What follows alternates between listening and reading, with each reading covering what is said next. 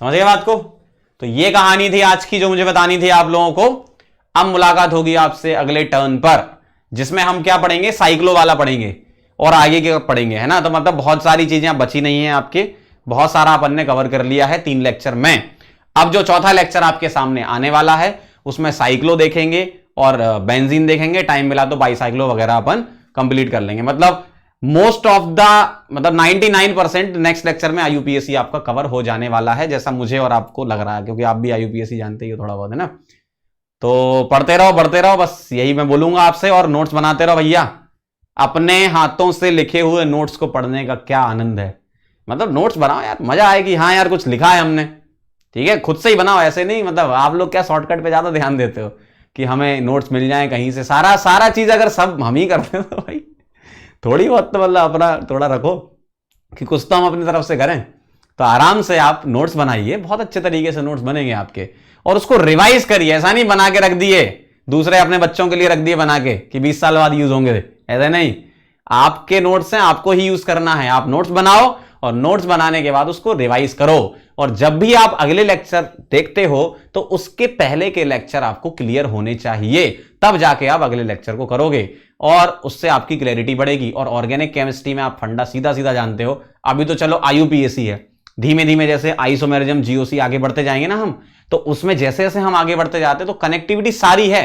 Organic एक तरीके से पूरा का पूरा कनेक्टिविटी है उसकी, है ना। तो एक दूसरे से चीजें लिंक हैं। अगर आप एक चीज छोड़ते हो ना तो वो कहीं ना कहीं दूसरी जगह जरूर आती है। जैसे जीओसी में अगर आप कार्बोकेटाइन का स्टेबिलिटी वगैरह पढ़ते हो ना तो वो SN1 रिएक्शन में आती है। इस तरीके की चीजें कनेक्टिविटी हैं।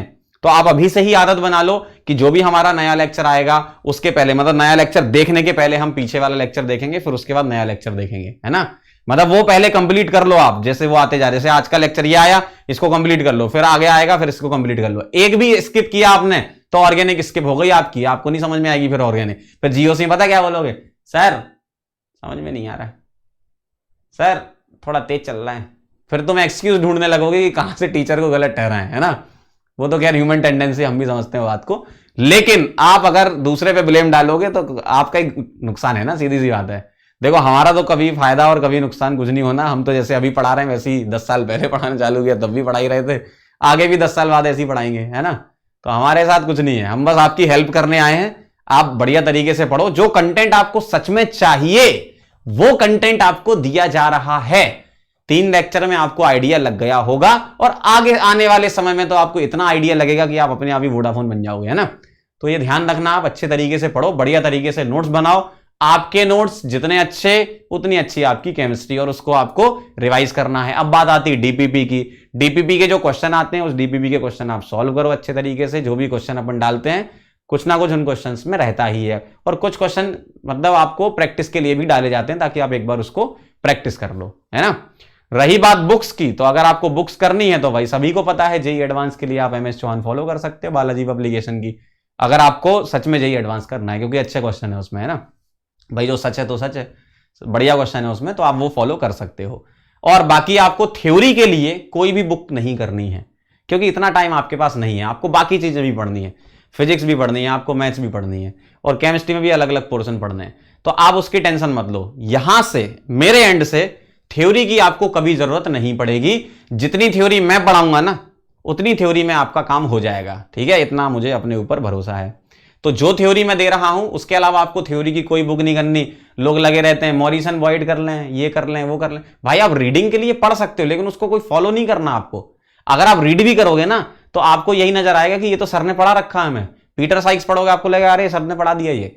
तो ये सारी चीजें होंगी। तो इससे अच्छा मैं पहले से आपको बता दूं ना, पहले से आगाह कर दिया आपको कि नहीं भाई उन बुक्स में मत जाओ, क्योंकि उन्हीं सब बुक्स से ही पढ़ के तो हमने कंटेंट बनाया है, तो वही तो हम तुम्हें यहां डिलीवर करेंगे, ठीक है। तो यही है, सारी बुक्स से मिला के पूरा कंटेंट है अच्छा तरीके से, वो आपको डिलीवर किया जाएगा।